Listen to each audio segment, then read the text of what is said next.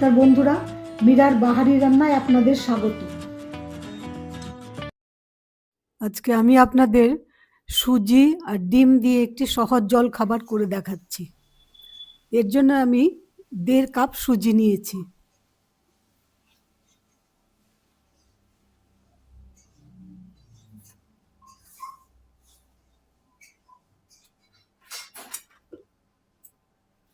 এবার সুজিটাকে আমি 2 বার জল পাল্টে ধুয়ে নেব। জল পাল্টে ধুয়ে নেওয়ার পর যেটুকু জল অবশিষ্ট থাকবে সেই জলটুকু আমি দিয়ে ভিজিয়ে রাখবো।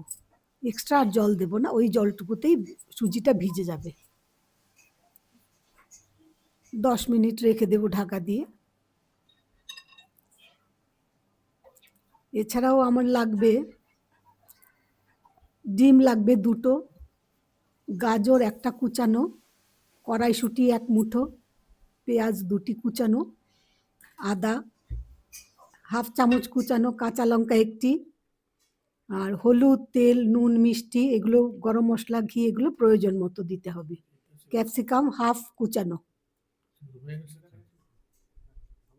এবার আমি ডিম এর মধ্যে একটা একটা করে ভেঙে মিশিয়ে দিচ্ছি।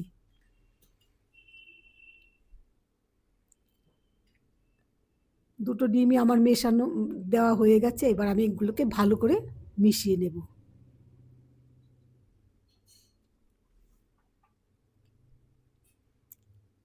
এবার এর মধ্যে নুন, হলুদ গুঁড়ো, তারপরে একটু গরম মশলার গুঁড়ো, একটু আদা কুচানো, এগুলো দিয়ে আবার ভালো করে মিশিয়ে ঢাকা দিয়ে রেখে দেব।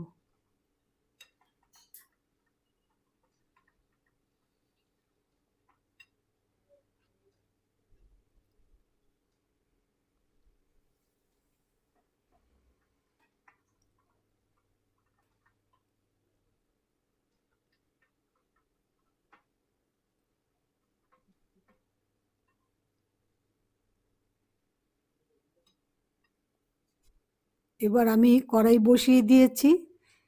কড়াইয়ের মধ্যে তেল গরম করে, তেলটা একটু বেশি পরিমাণেই দিতে হবে। প্রথমে গাজর কুচানোগুলো আমি ভেজে নেব।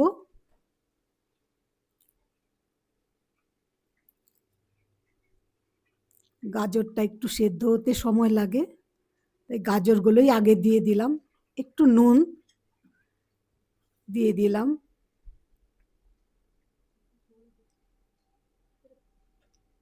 দেখুন গাজরটা মোটামুটি সেদ্ধ হয়ে গেছে।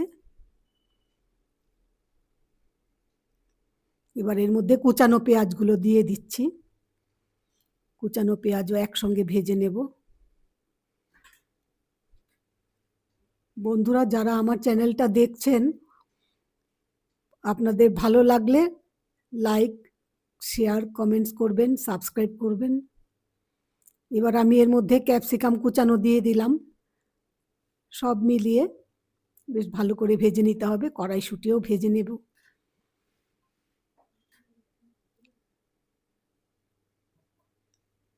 সবই মোটামুটি ভাজা হয়ে গেছে। এবার ততক্ষণে ডিম আর সুজির মিশ্রণটাও ভিজে গেছে। এবার আমি এটা গ্যাসটা একটু কমিয়ে আঁচটা একটু কমিয়ে আমি মিশ্রণটা ঢেলে দিলাম। এরকম ধরনের রেসিপি হয়তো আপনারা আগে পরিমাণ টেস্ট করেননি, করে দেখবেন, খুবই ভালো লাগবে। আস্তে আস্তে নাড়তে নাড়তে দেখবেন ঘন হয়ে যাচ্ছে। তারপরে বেশ ভালো করে নেড়ে চেড়ে উল্টে পাল্টে চেপে চেপে এটাকে ঝুরঝুরে করে নেবেন। এর মধ্যে নুন মিষ্টিটা আপনারা একটু চেক করে নেবেন, যদি দরকার লাগে আবার আরেকটু দিতে হবে। খুবই সহজ আর খুবই টেস্টি একটা জলখাবার। আপনারা অবশ্যই ট্রাই করবেন। এবার আমি আর একটুখানি ঘি দিয়ে দিচ্ছি। আবার একটু গরম মশলাও দিয়ে দেব। মোট 1 চামচ মতো গরম মশলা আমি ইউজ করেছি।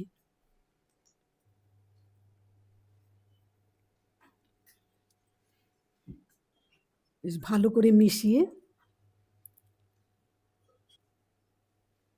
একসঙ্গে মিশিয়ে দিতে হবে। দিয়ে এবার গ্যাসটা অফ করে দিলাম। রান্নাটা কমপ্লিট হয়ে গেছে, ঢাকা দিয়ে রাখছি। তারপরে আমি আপনাদের সার্ভ করে দেখাচ্ছি।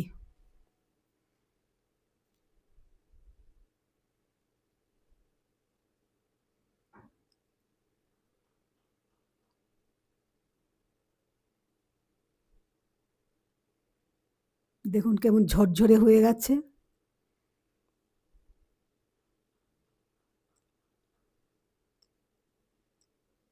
এতক্ষণ ধৈর্য ধরে ভিডিওটা দেখার জন্য ধন্যবাদ। কেমন লাগলো আমাকে জানাবেন।